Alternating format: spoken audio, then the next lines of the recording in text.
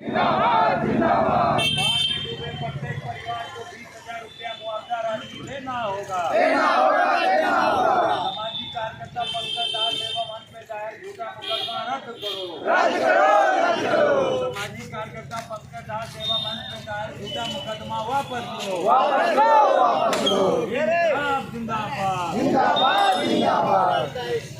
आज का यह कार्यक्रम किस संदर्भ में है, आप बताना चाहेंगे सर? आज का यह कार्यक्रम संयुक्त किसान मोर्चा के बैनर तले हमारा घटक संगठन ऑल इंडिया किसान खेत मजदूर संगठन ने निर्णय लिया पूरे देश के अंदर कि देशव्यापी 13 अगस्त हम लोग कॉरपोरेट भगाओ देश बचाओ आंदोलन को सफल करेंगे।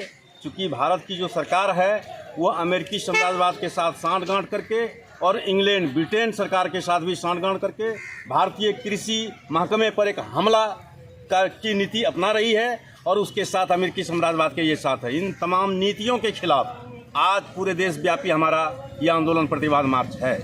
और आज के इन समस्याओं के साथ मुंगेर जिले के कुछ इलाके में सामाजिक कार्यकर्ता हमारे नौवागढ़ी में पंकज दास जो सामाजिक कार्यकर्ता हैं, छोटी मोटी झंझट के बाद ही एक साजिश के तहत, एक राजनीतिक साजिश के तहत उन्हें झूठे मुकदमा में फंसाया गया।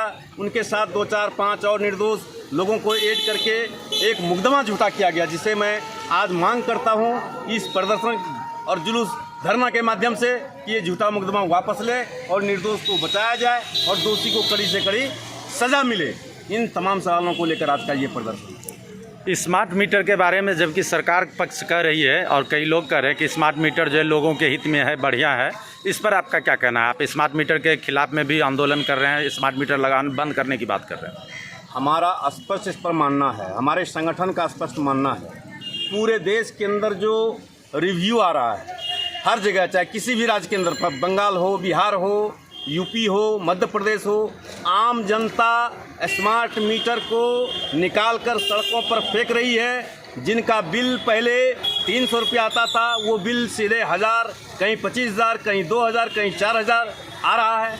और अंतिम बात कि कोई भी सरकार कल्याणकारी जनता के हित के लिए कोई नीयत पास करती है, नियम पास करती है तो भुगतान बाद में, लेकिन स्मार्ट मीटर के माध्यम से ये सरकार लगाई है कि भुगतान पहले और बिजली बाद में, जो बिल्कुल संविधान के खिलाफ है। इसे बिल्कुल वापस लेना चाहिए और इसको निजी कंपनी के हाथों में सरकार सौंपकर स्मार्ट प्रीपेड मीटर के माध्यम से बिजली को महंगा करने का एक साजिश है और निजी कंपनी के हाथ में दे करके इसे खरीद फरोख्त के वस्तु में तब्दील करने की ही नीति है।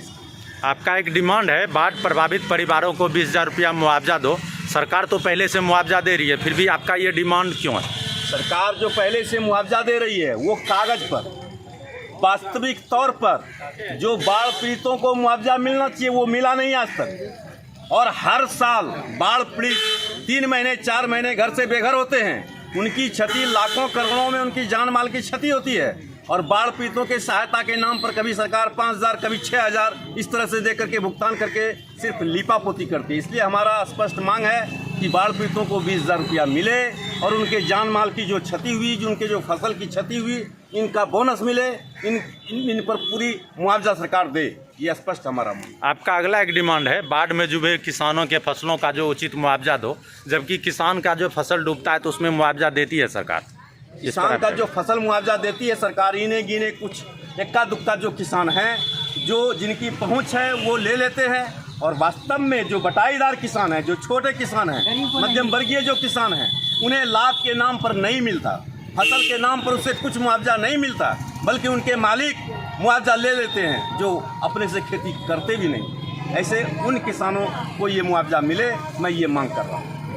एक नया कानून का चर्चा चल रही है, NPFAM कानून जो है, जिसके माध्यम से किसानों के बाज़ार को ख़त्म करने की बात आप जो बता रहे हैं, जबकि सरकार कह रही है इससे किसानों के बाज़ार में फ़ायदा होगा।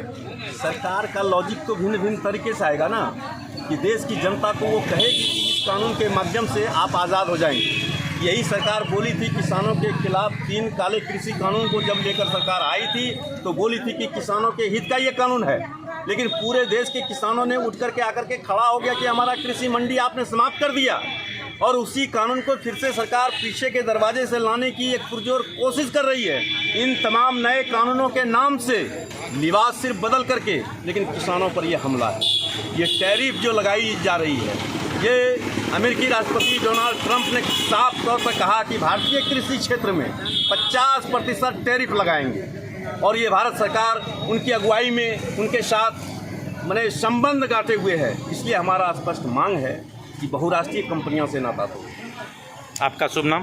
Comrade Krishnadev Shah, all India Kisan Khet मजदूर संगठन के बिहार राष्ट्र। धन्यवाद।